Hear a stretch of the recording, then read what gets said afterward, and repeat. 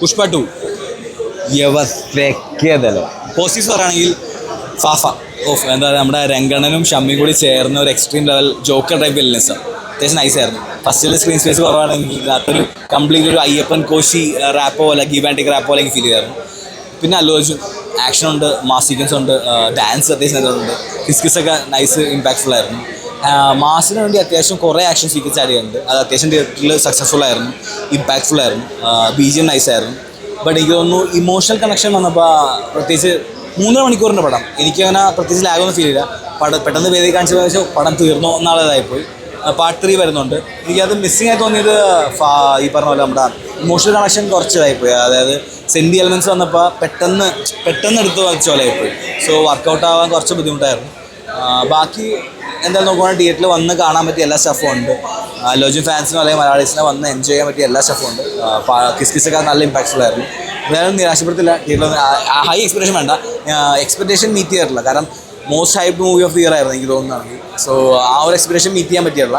But വർത്തിട്ടാണ്. പ്രത്യേകിച്ച് അലോചിൻ്റെ ആ ഒരു അർദ്ധനാരീശ്വരി സാധനം അതിനകത്തൊരു മാസ് ഇമ്പാക്റ്റ് ഉണ്ടായിരുന്നു. ഫൈറ്റ്സും നൈസാണ്. കാണുമ്പോൾ തിയേറ്റർ തന്നെ ഒന്ന് കാണാം. ഒബ്വിയസ്ലി കൊടുത്തിട്ടുണ്ട്, നൈസായിരുന്നു. നമ്മുടെ അലോചൻ പറഞ്ഞല്ല, ഫാഫ അതിനകത്ത് പൊളിച്ചു. ഞാൻ പറഞ്ഞില്ല, ഒരു എക്സ്ട്രീം ലെവൽ വില്ലനിസം. ഫസ്റ്റിലെ ഒരു ചെറിയ സ്ക്രീൻസ് ആയതാണെങ്കിൽ അതൊരു പക്ക ഒരു അയ്യപ്പൻ കോശി വൈ പോലെ ഒരു ഗിവ് ആൻഡ് ടേക്ക് ആപ്പ് നന്നായി ഫീൽ ചെയ്യാൻ പറ്റും. എന്തായാലും മിസ് ചെയ്യണ്ട, തിയേറ്ററിൽ നിന്ന് കാണാം. പടം എങ്ങനെ ഉണ്ടായിരുന്നു?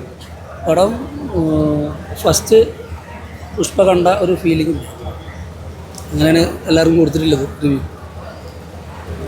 അത്ര ഒരു സുഖമായിട്ട് തോന്നില്ല. ഫസ്റ്റ് ഹാഫ് കുഴപ്പമില്ല, സെക്കൻഡ് ഹാഫ് കുറച്ച് ലാഗടിച്ച പോലെ ഫീൽ ചെയ്തു.